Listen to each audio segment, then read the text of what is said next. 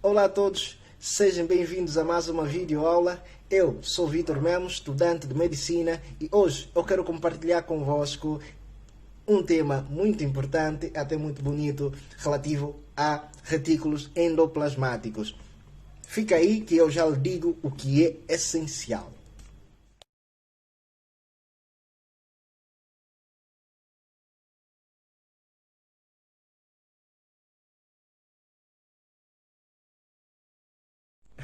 Bem, para esse tema é essencial nós termos em conta um conjunto de aspectos para a nossa melhor percepção. É importante nós entendermos o que é o retículo endoplasmático. Também é importante nós sabermos qual é a localização do retículo endoplasmático, qual é a forma que tem o retículo endoplasmático.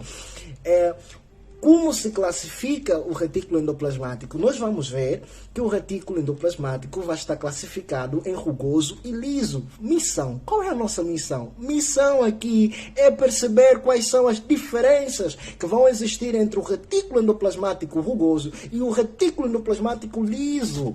Ok? E por último, nós temos, claro, saber quais são as funções que esses retículos endoplasmáticos vão desempenhar. Vamos poder apreciar que o retículo endoplasmático rugoso está associado ao metabolismo proteico, enquanto que o retículo endoplasmático liso está associado ao metabolismo dos lípidos, ok? Só para cá fazer um esclarecimento, existem células em que o retículo endoplasmático rugoso é mais desenvolvido que o retículo endoplasmático liso. Isso devido à especialização, devido à função que esta célula contém. Existem, por exemplo, células como os plasmócitos, os fibroblastos, por exemplo, eles apresentam um retículo endoplasmático rugoso desenvolvido, porque essas células são células que estão associadas, que têm afinidade à síntese proteica, ok? Síntese de proteína, por isso é que eles vão apresentar um retículo endoplasmático rugoso mais desenvolvido com relação ao liso. Então, fica aqui claro, e isso é explicado na teoria celular. É explicado na teoria celular. Se nós recordarmos lá a aula que eu falei sobre a teoria celular, o quarto postulado faz referência que as células nos organismos pluricelulares apresentam a capacidade de diferenciação. Então, cá para nós termos em conta, isso não só vai acontecer com os retículos, não só com os retículos, também com o complexo de Golgi, com os lisossomas, com as organelas, ok? Com as organelas vai existir células que vão apresentar organelas, um determinado tipo de, uma determinada organela mais desenvolvida com relação a outra. Então é importante nós termos cá este ponto. E o último ponto também que eu queria trazer cá é que na célula existem 4 sistemas essenciais. Por que eu digo isso? Eu digo isso para nós nos ubicarmos onde é que nós estamos, ok? Para nós nos ubicarmos. Nós vamos ver, por exemplo, colegas meus vão poder abordar, por exemplo, sobre o citoesqueleto, vão poder abordar sobre a membrana plasmática. Eu quero cá ubicar você onde é que você está agora. Tendo em conta aqui o livro de Histologia, Embriologia e Citologia, Danilov Baravaya, é referência russa, infelizmente. Diz que na célula existem 4 sistemas essenciais. Sistema de envoltura, que corresponde à membrana plasmática, o sistema de receptores, o sistema de suporte e transporte, que corresponde ao citoesqueleto, e o sistema metabólico, que encarrega-se do metabolismo. O metabolismo, só para recordar, consiste no conjunto de reações químicas que ocorrem na célula, seja essas de degradação ou de síntese, ok? Então, as organelas citoplasmáticas, elas encarregam-se do metabolismo, não todas, ok? Porque recordar que o citoesqueleto, de acordo com a referência cá que eu estou a usar, que eu falei aí no primeiro vídeo, também é considerado organela. Então, não todas. Então, existirão organelas que vão encarregar-se do metabolismo, existirão organelas que vão encarregar-se do suporte e transporte. Nós estamos nas organelas que encarregam-se do metabolismo, ok? Nós estamos a começar a falar sobre o retículo endoplasmático, vamos passar depois para o complexo de Golgi, que vão ter a sorte que ela comigo. Então, isso é que nós temos que ter claro aí, temos que perceber. Bem, então o que é o retículo endoplasmático? O retículo endoplasmático, ou também ergatoplasma, pode ser chamado retículo endoplasmático ou ergatoplasma. Consiste no conjunto de redes membranosas que delimitam cavidades. A estas cavidades denominam-se luz, lúmen ou cisternas, que estão em comunicação com a carioteca, o envoltório nuclear. A localização do retículo endoplasmático varia de célula a célula. Existem células em que ela apresenta uma localização basal, mas, em linhas gerais, nós podemos dizer que o retículo endoplasmático localiza-se ao redor do núcleo. Não estaríamos errados dizendo desta maneira.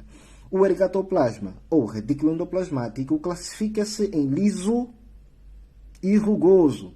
Vou já justificar-me porque que eu representei liso deste modo. O retículo endoplasmático rugoso é aquele que está associado a estruturas ribossômicas em formas de polirribossomas, como nós podemos cá apreciar esses pontinhos, não é? Por isso é que ela é considerada granuloso, ok? Ele é o retículo granuloso. Em contrapartida, o retículo endoplasmático liso é aquele que não está associado às estruturas ribossômicas. Por isso é que ela é liso e é considerado agranuloso. Por que é que eu representei deste modo? Desde o ponto de vista distinção, quando nós começarmos a falar de diferenças que vai existir entre o retículo endoplasmático liso e o rugoso, desde o ponto de vista morfológico, nós vamos apreciar que o retículo endoplasmático rugoso ele apresenta um formato achatado, enquanto que o retículo endoplasmático liso apresenta um formato tubular.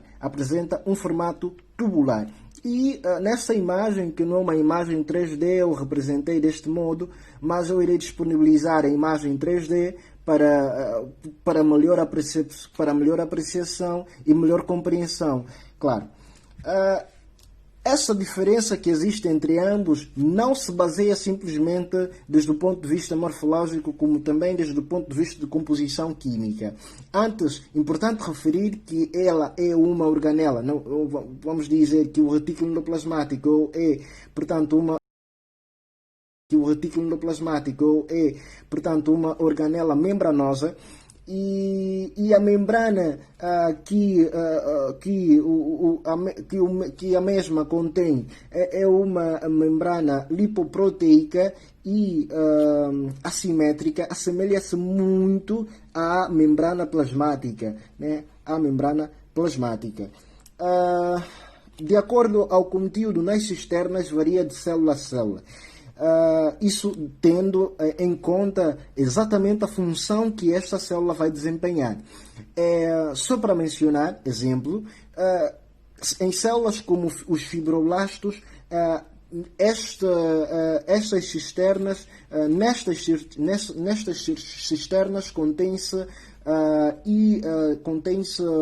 cadeias de protocolágenos. Em células como os plasmócitos, nestas cisternas contém-se imunoglobulinas. Em células excretoras do pâncreas, nós vamos encontrar as hidrolases ácidas. E em células como da glândula adrenal, nós vamos encontrar os hormônios esteroides.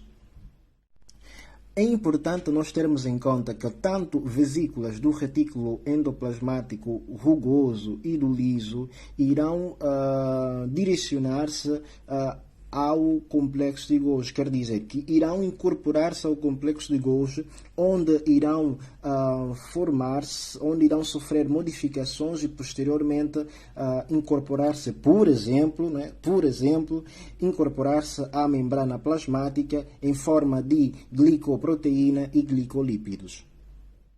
É importante nós fazermos referência quando abordarmos sobre o retículo endoplasmático rugoso, né? Já aqui dizer que ele é rugoso porque está associado aos ribossomos. Okay? Então, é exatamente importante nós falarmos sobre os ribossomos. Mas eu irei fazer um vídeo à parte que é para nós abordarmos em condições sobre os ribossomos. Bem, então qual é a função do retículo endoplasmático rugoso e qual será a função que vai desempenhar o retículo endoplasmático liso? Bem, o retículo endoplasmático rugoso, vamos começar com ele. O retículo endoplasmático rugoso está associado ao metabolismo proteico, à síntese de proteínas. E só cá para ressaltar algo muito bom que eu vi aí no Pina, gostaria de compartilhar com você que está aí em casa. O Pina faz referência que, de acordo ao fator síntese de proteínas, existem 4 tipos de célula. Existem células que sintetizam proteínas, mas elas não passam pela cisterna ou não são segregadas nas cisternas do retículo endoplasmático. Elas são armazenadas no citosol. Exemplo dessas células podemos citar as células de tumores de crescimento rápido e os eritroblastos. Existem células que sintetizam a proteína, já as segregam nas cisternas e passam pelo complexo de Golgi, são todas elas exportadas, todas exportadas. Exemplo dessas células a gente pode mencionar os fibroblastos, por exemplo, ou os plasmócitos. Existem células que sintetizam a proteína, as segregam no retículo endoplasmático, passam pelo complexo de Golgi e são armazenadas em forma de grânulos, e nós podemos mencionar, exemplo, os linfócitos. Okay? E, por último, existem células que sintetizam proteína, as segregam nas cisternas, passam pelo complexo de Golgi e são exportadas em formas de grânulos de secreção. Exemplo, as células exócrinas do pâncreas. Então, é algo que eu vi aí muito fixe, né? Queria compartilhar com você que está aí em casa. É só você consultar o Pina a partir da página 200. Muito bom, experiência muito boa. Então, fica claro que o retículo endoplasmático rugoso está associado à síntese de proteína. O retículo endoplasmático liso está associado à síntese de lípidos.